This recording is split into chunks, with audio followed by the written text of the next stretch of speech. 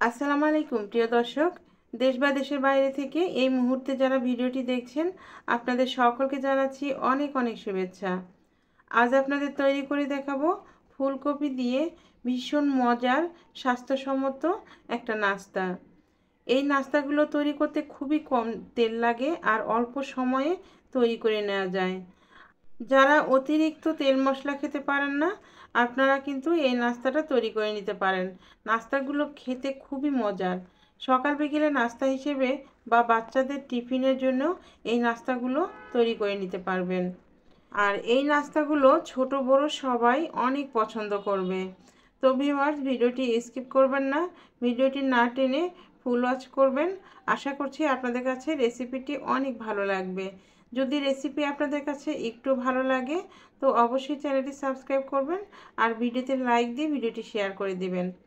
তো ভিউয়ার্স, চলুন আমরা তাহলে ফুলকপি দিয়ে নাস্তা কিভাবে তৈরি করে নিতে হয় তা দেখে নিই। প্রথমে আমি একটা ছোট সাইজের ফুলকপি নিয়েছি আর ফুলকপির পিছনে ডাঁটাগুলো ফেলে দিয়েছি। এবার এই ফুলকপিটা ভালোভাবে ধুয়ে একটা পাতিলে পর্যাপ্ত পরিমাণে পানি দিয়ে সেই পানির মধ্যে দিয়ে দিচ্ছি আর তার সাথে দিয়ে দিচ্ছি সামান্য একটু লবণ।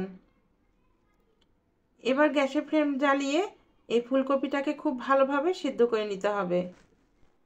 আচ্ছা, আপনারা যদি ফুলকপির নাস্তাগুলো বেশি করে বানান তাহলে ফুলকপির পরিমাণটা কিন্তু বাড়িয়ে নেবেন। তো এই তো ফুলকপিটা খুব ভালোভাবে সিদ্ধ করে নিয়েছি। এবার একটা ছাঁকনি দিয়ে ভালোভাবে ছেঁকে তুলে নিচ্ছি। পানিগুলো কিন্তু নেওয়া যাবে না, খুব ভালোভাবে ছেঁকে তুলে নিতে হবে। তো এবার ফুলকপিটাকে ভালোভাবে ঠান্ডা করে নিয়েছি আর তার সাথে আমি এখানে ছোট একটা আলু কুচি করে কেটে নিয়েছি আর একটা টমেটো কুচি করে নিয়েছি। আর তার সাথে দিয়ে দিচ্ছি 1 পিস রান্না করা গরু মাংস। এই নাস্তাগুলোতে একটুখানি মাংস দিলে খেতে অনেক ভালো লাগে। আপনারা চাইলে যে কোনো মাংস এখানে দিতে পারবেন। আর মাংসগুলো প্রথমে একটু সেদ্ধ করে নিলেও হবে অথবা রান্না করা মাংস দিতে পারবেন। এরপর দিয়ে দিচ্ছি 1/2 চামচ থেতো করা রসুন আর দিচ্ছি 1/4 চা চামচ আদা পেস্ট আর দিচ্ছি একটা পেঁয়াজ কুচি, 1 টেবিল চামচ পরিমাণে ধনিয়া কুচি। এবারে ফুলকপিটাকে ভালোভাবে ম্যাশ করে নিতে হবে। ফুলকপিতে যেন কোনো গুটি ভাব না থাকে, ঠিক সেইভাবে ফুলকপি ম্যাশ করে নিতে হবে। আমি ম্যাশারের সাহায্যে ম্যাশ করে নিচ্ছি। আপনারা চাইলে কিন্তু স্টিলের গ্লাস দিয়ে অথবা হাত দিয়ে ফুলকপিটা খুব ভালোভাবে ম্যাশ করে নিতে পারেন। এবারে ফুলকপির সাথে সবগুলো উপকরণ খুব ভালোভাবে মিশিয়ে নিচ্ছি। আমাদের কিন্তু এখানে আরও কিছু উপকরণ পর্যায়ক্রমে অ্যাড করতে হবে। তো ভিডিওটি স্কিপ করবেন না, ভিডিওটি স্কিপ না করে দেখতে থাকুন।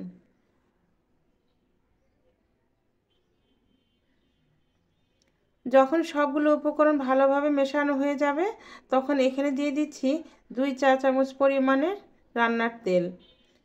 তেল দেওয়ার পরে আবারও একটু মিশিয়ে নিচ্ছি। এবারে এখানে আমি আটা নিয়েছি আর অল্প অল্প করে আটা দিব আর এগুলোকে ভালোভাবে মাখতে থাকব। আটার পরিমাণ একবারে ঢেলে দিতে যাবেন না, অল্প অল্প করে কিন্তু দিতে হবে।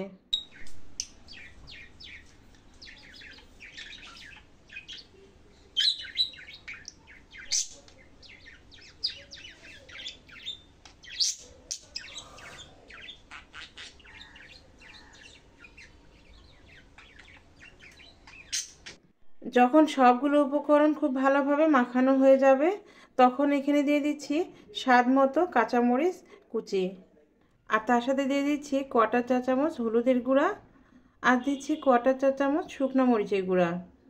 ঝাল কিন্তু আপনারা আপনাদের টেস্ট অনুযায়ী দিয়ে দিবেন।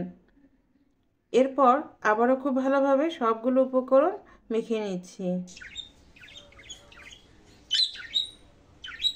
যখন সবগুলো উপকরণ মেশানো হবে তখন এখানে দিয়ে দিচ্ছি স্বাদ মতো লবণ।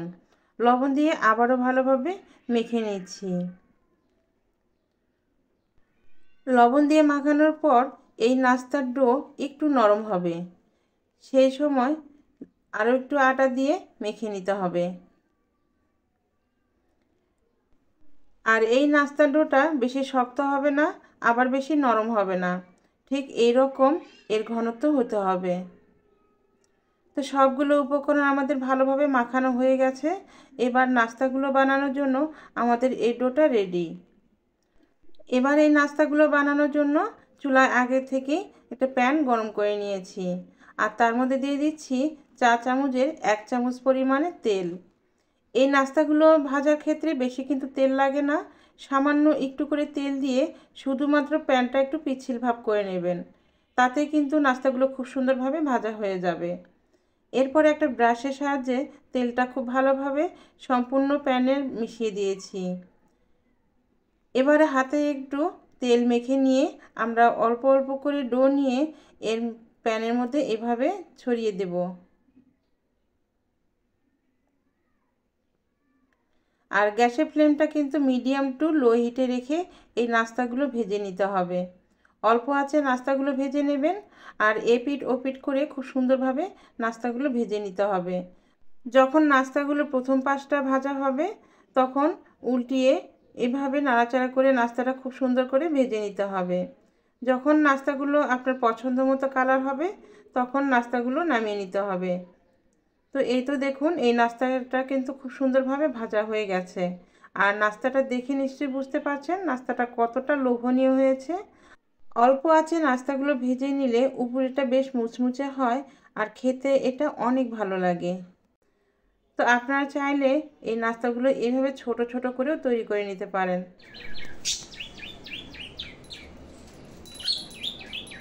তো ভিউয়ার্স, দেখলেন তো কম তেল মশলায় কত সুন্দরভাবে এই ফুলকপির নাস্তাগুলো তৈরি করে নেওয়া যায়।